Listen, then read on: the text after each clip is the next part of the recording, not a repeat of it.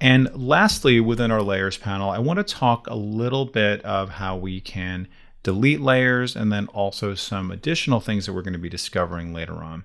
So deleting, pretty simple. So let me go ahead and just open up my group here, and I click on this, and then notice here I can delete with the trash can. Okay, you'll also notice that right clicking goes a long way. Lots and lots of options here. Here is delete layer. I can duplicate layer. Lots of things here. We're going to get into rasterizing layers later on, and some of the things we've already done in terms of grouping and everything are already here.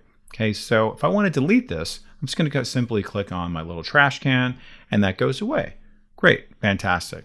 But I'm going to undo that by simply clicking on Edit, and then notice here is Undo, and then here is also Control Z or Command Z on the Mac. So that comes right back. Also a very good tool to know about. Okay, so deleting is pretty simple, and also again, right-clicking for lots of additional options, and then don't forget to undo when you make a mistake. All right, we'll see you in the next lesson. Now, keeping in line with this same image and document, let's imagine a scenario where we'd like to manipulate the canvas a little bit. Meaning maybe I want a little more space on the outside around it, or maybe I want to crop it. So what can I do here? Let me just first of all bring up the ruler.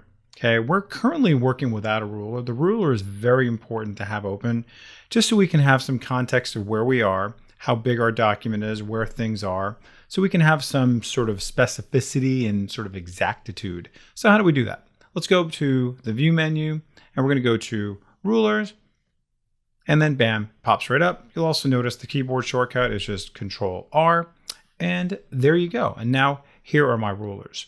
Now, if you right click on the ruler, you'll be able to see all the different units of measure. So currently this is set to pixels. If I choose inches, you'll see there it is, 11 inches wide. Awesome, and 8.5 inches tall. Wonderful. So it's a good idea to have that. I think for the most part, I like to practice with my ruler for sure. So let's just take a look at what we can do now to manipulate our canvas. This whole thing is known as our canvas. So if I go over here to the image menu, see here we are. I'm going to go over here to my canvas size, and you'll see, very good, there it is. But then somebody comes in and says, listen, we're actually going to do something a little bit bigger now. We actually want to make this 14 by 8.5. I click OK, and then all right, great. There it is. Now I have a little more space to play with. I can move that around, move that around. Maybe we're going to move this up a little bit. Maybe we're going to just you can kind of manipulate it nice and easy. Okay, so that's kind of a cool thing to know about for sure. You'll also note that inside of this is also your image size.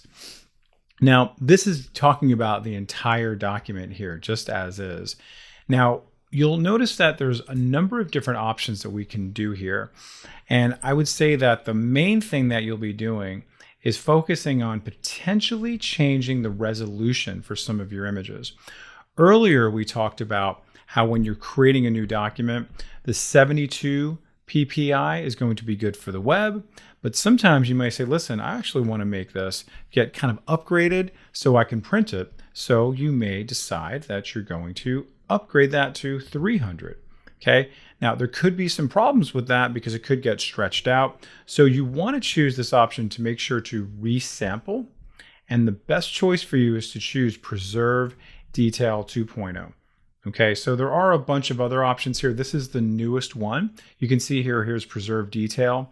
But this is the latest and greatest technology in terms of basically like upscaling for higher resolution if you want to do it. Okay, so I want you to notice also when I choose 72, I want you to notice the size of my document. Okay, that's great, right? And when I change this to 300, notice the size now.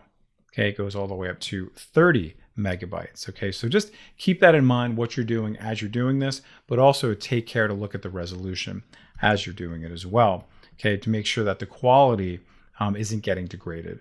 So I'm going to keep it as is, click OK. And now let's say we want to kind of do the opposite of this. Let's say I want to crop some of these things out. Okay, let me just bring this in a little bit, bring that in. And let's explore what cropping can do for us. I'm just going to kind of maybe create a banner. You're going to be something a little bit creative, just kind of an unusual size, of course. Okay, so let's just now see what we can do with our cropping. So our cropping lives right over here you can see there is our crop icon. I click on that and you're going to see I'm going to have a new set of options here in my tools. You'll also notice that I can now crop manually very easily, just like that. It stays with the same ratio.